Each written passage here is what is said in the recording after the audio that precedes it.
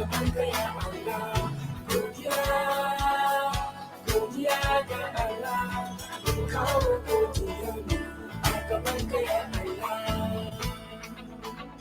all the wonderful things you've done, for all the victories that you have won, as joy comes with the rising sun.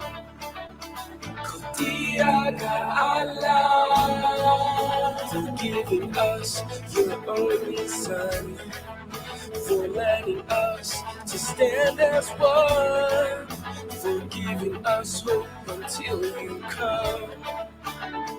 Kodiaga Allah, Shiabamu, right you are, Shiabamu, Salam, Silvashi Kodia.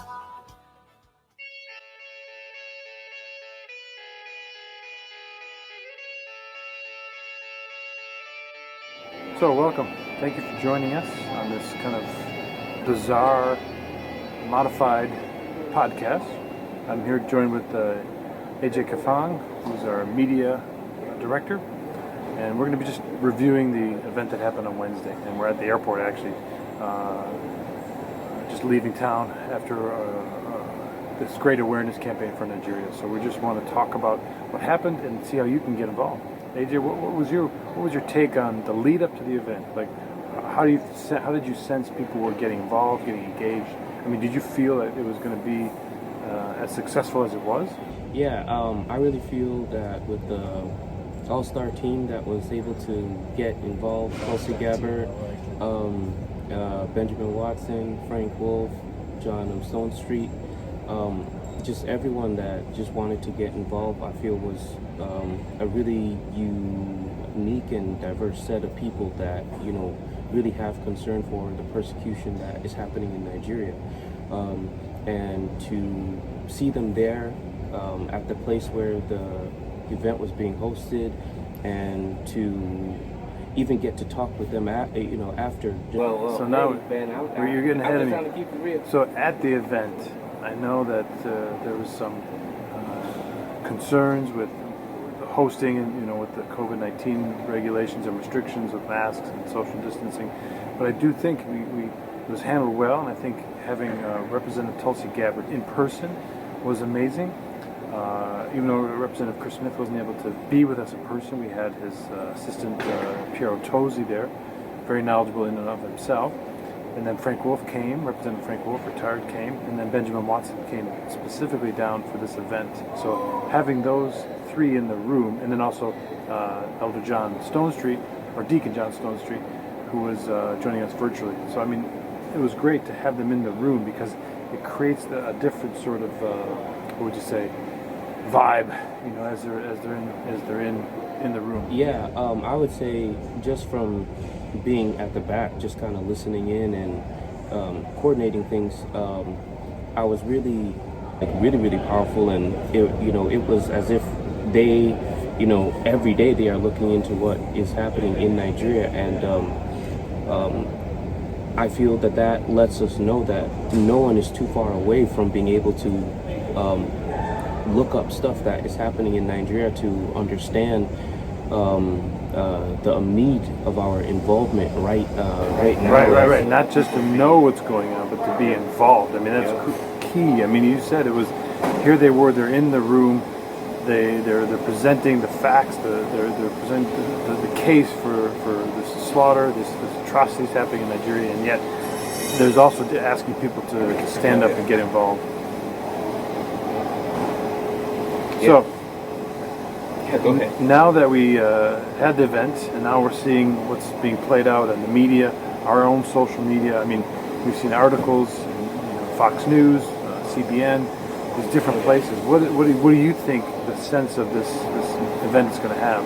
Yeah, I think that, thank God for technology now, that people all over the world, from the U.S. to the U.K.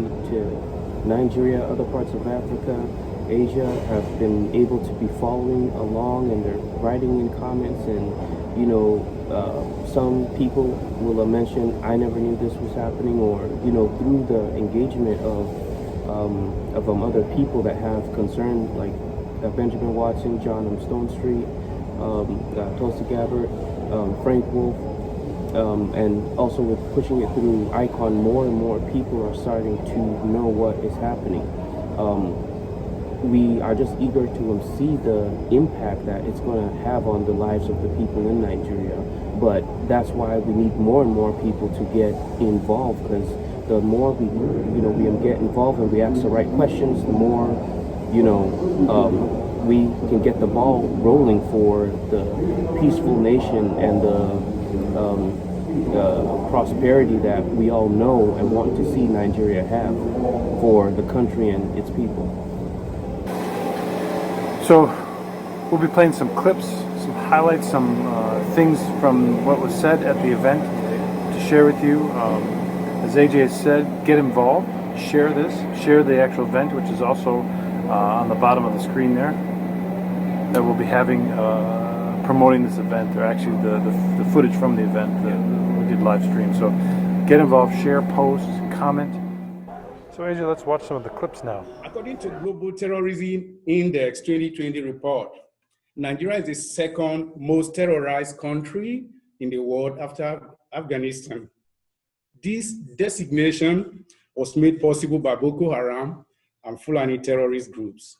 The two legal groups have caused civilian deaths than ISIS combined in Iraq and Syria. Over 60,000 deaths in the last 10 years. Over 3 million displaced people in Nigeria, with women and children bearing the brunt. Over 35,000 girls were trafficked across the Mediterranean to Europe in the last 3 years. Boko Haram has used child soldiers and has married off abducted teenage girls, including the Chibok girls and Leah Sharibu. They are still in captivity. This is why I'm here today, to join my friends in bringing attention to this crisis, to raise the voices, our voices, and call on others to join us in opposition to the systematic slaughter, kidnapping, and torture of Christians by Boko Haram and other Islamist terrorist organizations in Nigeria and in the region. I'm here for many of the same reasons that everyone else is. I can remember several years ago it being impressed upon me that the body of Christ here in the United States is dealing with our own issues, but compared to what's going on around the world in many respects, we need to be people that stand up for those who are being persecuted. At some time, it may be us. And heaven forbid that when that time comes for us here in the United States, we didn't stand up when we had a chance to stand for those around the world. We would want them to do the same thing for us. And we are in a time of racial reckoning in our country. The term justice is thrown around a lot. But if we're sincerely concerned about justice, we must understand that justice must be advocated for at home, yes, but also abroad. And violations of justice and human rights are a threat to all of us. We see what happened in Rwanda, where we didn't speak early enough and 800,000 people died, even though we are mired in a presidential election. And I do call on the president to publicly mention this genocide as he's done in the past, and to follow that up with action. When he mentions these things, people listen. The American faith community should stand by Nigerian Christians. I mentioned it before, but we are one unified body. We should support ministries on the ground. We should support organizations that are providing medical aid and humanitarian support to survivors, essential care to those that are displaced. We should help rebuild churches as we would love for them to do for us. Hebrews 13:3 reminds us to remember those that are in prison and ill-treated for the faith as if we are suffering with them. We are fighting for the equality of Black citizens here in the United States. We should also remember that while we fight for those who are descendants of the African diaspora, that we should also remember and advocate for justice and peace in the homeland. If we are silent about this, from this point on, it makes us, in some ways, complicit. Nigeria is the largest country in Africa with over 200 million people.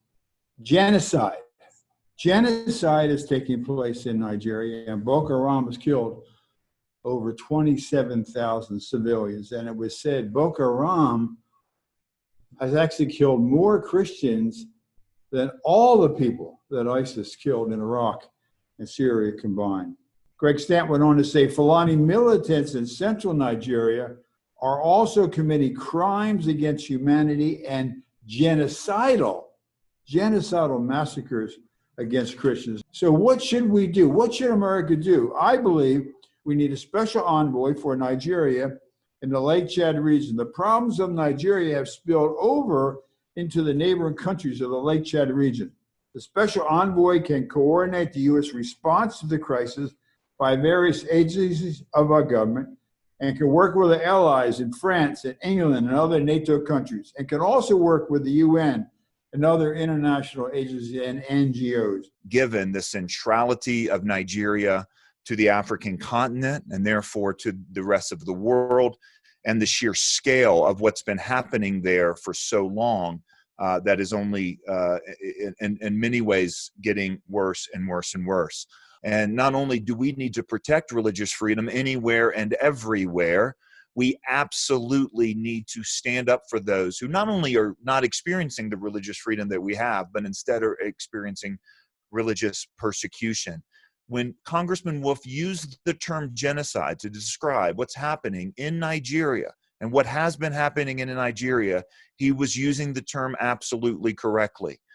I challenge everyone and encourage everyone to go to ICON's website, particularly their resource that they have online called silentslaughternigeria.com. Share the stories, share the videos, share the calendar. The scale itself is stunning, and it will bring attention to our brothers and sisters there in Nigeria. Thank you for allowing me to be a part of this. I'm quite honored.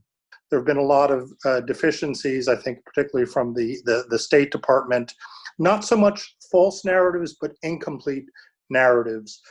We often hear the conflict of the middle belt of Nigeria defined in terms of farmer-herdsman conflict driven by climate change. And while that may be a factor, it is incomplete. While Boko Haram and ISWA are marginalized and rejected, the Fulani herdsmen do act with a degree of impunity.